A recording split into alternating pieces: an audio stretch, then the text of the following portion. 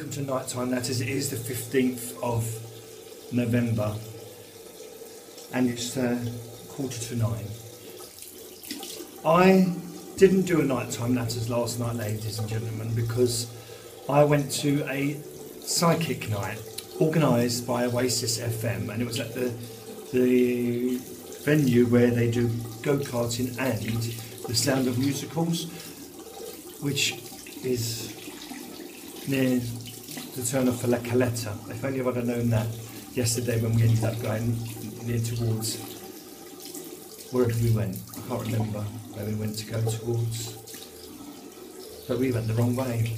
Anyway, I do believe in the paranormal, and I believe that there is a life after death. And I wasn't disappointed last night. There was 2 mediums on last night. The first guy, his name was Marcus, and he was very good. And the second lady that came on, her name was Stephanie Carr. Now she was absolutely amazing. I sat on the table along with, I think 1, 2, 3, 4, 5, 6, 7, 8 others. 1, 2, 3, 4, 5, 6. 1, 2, 3, 4, 5, 6, 7, 8 others, yeah. And she came to our table and was speaking to somebody on the table that I knew as well, and gave a very, very good reading to, not very good, I don't know if it's connection, let's just say connection, because she wasn't reading anything. And then she said, I feel I want to stay with this table. She started doing this, with touching her head, and as soon as she did that, I knew my nan was coming. I just knew it, because I sat on the table with my hands open like that, because I wanted my energy to go into the room so my nan would come to me. And she did. And I tell you something now, I've seen loads of psychics, loads, and I've been to lots of spiritualist churches and whatnot, but this woman was brilliant. She sensed, my nan would have, I was very, very close to my nan. Very, very close. I was always with my nan growing up. I'd always be everywhere with my nan.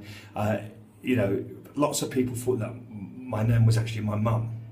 We were that close. I was the eldest grandchild. And she came to me, she said, oh no, I can feel the emotion. She's telling me to be very, very careful with your emotion. She just wants to hug you. She just wants to hug you. Give you a big, big hug, and you know. And she said, a little bit of a telling off I got. So she said, why did you get the? She said, why did you get? Tell me about the tattoo. Why did you get the tattoo done? You know, I know you did it in remembrance, but there was no need for that tattoo. But you know, for remembrance. But look, there it is. Now I had this tattoo done when I was in America. I went. It was the exact day was the 14th, 11th, 13th, 14th of April I had this done in 2007, because I was working, where was I? I was working, doing some stuff in America, and I'd gone from Chicago to Nashville, and I went to the Smoky Mountains in Nashville, and that's the day that I met Dolly Parton as well. And I got this tattoo done as well. Now this tattoo is a cover-up job. So I wanted to get that covered. I'd moved on from something, so I just wanted that covered. And this one, because my nan's name is Margaret Rose, but she was always known as Rose, so I got the rose for my nan, and just a little bit of a Celtic, sort of tribal sort of mark for the Irish that is within my family. My granddad was Irish, my nan's husband. So I just like that, because also, you know, I got this one as well. But this one I had done when I was 28. But she mentioned this one, you know, for in remembrance. So that blew me away. And also, she said to me to tell Kevin. Now Kevin is my uncle, her son, who's very emotional like me, really, really emotional when it comes to things like that. And she said, no, she's saying don't tell Kevin. But the spookiest thing is, Kevin missed-called me yesterday. He missed-called me. So I rang him back and I said, you know, and we was having a chat and whatever, and having a laugh. So it picked up on it. She was unbelievable. She was absolutely, she told me as well that she saw a wedding ring on my finger. But obviously I ain't got a wedding ring on my finger, but she said, I'm going to get married. But the thing is, I was talking to somebody who was sitting next to me a few weeks ago and saying, oh, you know, you're in a lovely relationship and you're married and whatever. And I said, I don't think I'll ever get married. And they said, you will. You will. You'll meet someone and you will. I said, I don't know. I don't think I will. I've had that. I've had that. You know, I think there's been 3 relationships that I've been in that I would have married the person. One of them actually is the cause of the cover-up, but and another one had to go and live in Australia, and the last one was the one I met here and we're not together anymore, which I'm really am happy about. So, but early on I would have probably married that person, married them ones. But if I had to choose one of the 3, it would be Glenn, and I'd probably be living in Australia now. But so yeah, so it was quite spooky, quite emotional, and I'm really glad that I got that message. I really wanted to get a message from my nan, and she also touched on something to do with my dad. And you know, my dad and me, we've not had no argument or anything like that. But my dad, I don't know what's the matter with my dad. He's like it with every lot of people, and he's just very independent, and I've tried to contact him, but I haven't seen like I said, no falling out. I haven't seen my dad since I was 23, so nearly 20 years.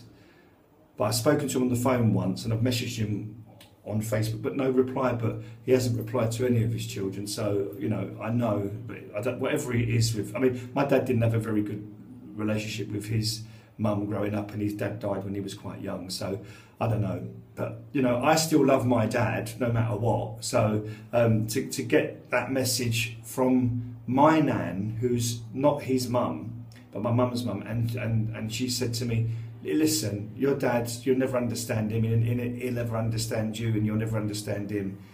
I think she said that, or she might have said you won't understand, he don't understand you, or whatever. But I didn't. The only thing is, I didn't have a problem. I haven't got a problem with my dad. I've never had an argument with my dad or anything like that. So it's just the way that families do, you know. When well, I don't know. I don't know. I know lots of people that have got, you know, their parents have parted and still there. You know, the mum and the dad, they still see their children. But I don't know what's happening with my dad. But I love him anyway. So.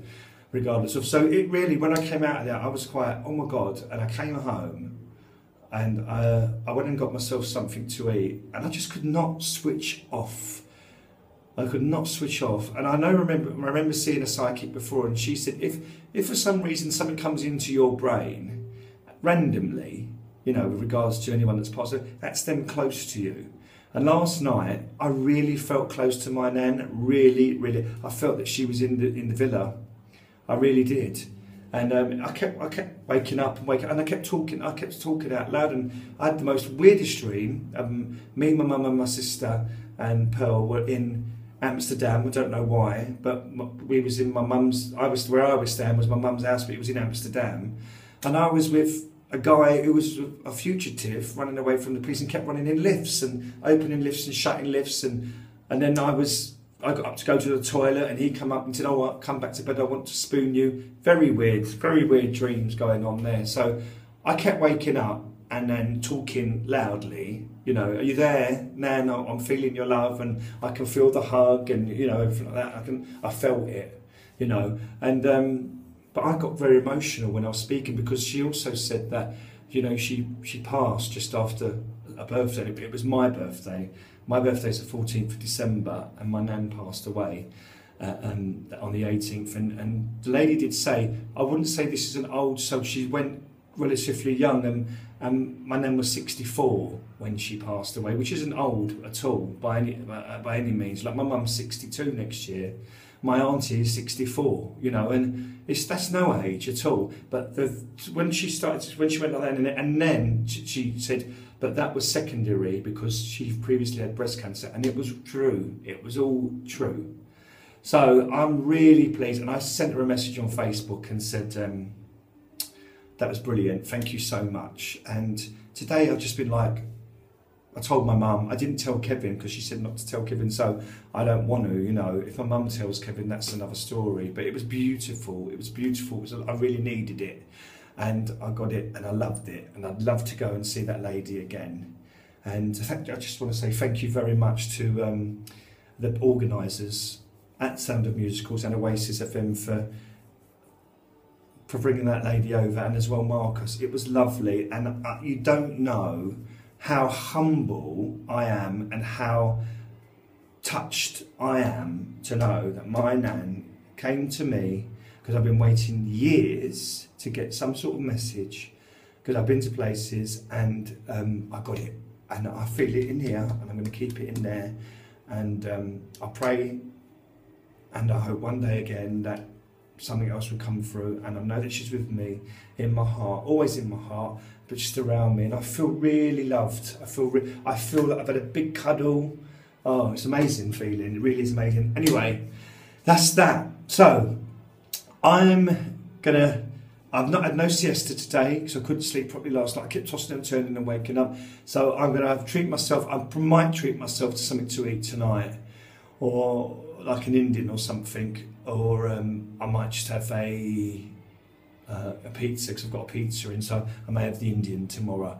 Anyway, I just wanted to share that with you. If you've lost somebody, or you know, and you need a little bit of comfort from it, try and go and see a psychic, or look her up. Her name is Stephanie Carr, psychic medium. If you put that in Facebook in search, you'll see her. She's brilliant. So you see where she is, and you'll see it. And I hope, ladies and gentlemen, you know, you get the comfort that I got from it. It was really lovely, and I was treated actually. I didn't pay for my ticket. I was treated by somebody who said, "Oh, we want you to come as our guest," and I appreciate that so much, because it's really touched me in there. So anyway, I'll see you all tomorrow. Sleep well.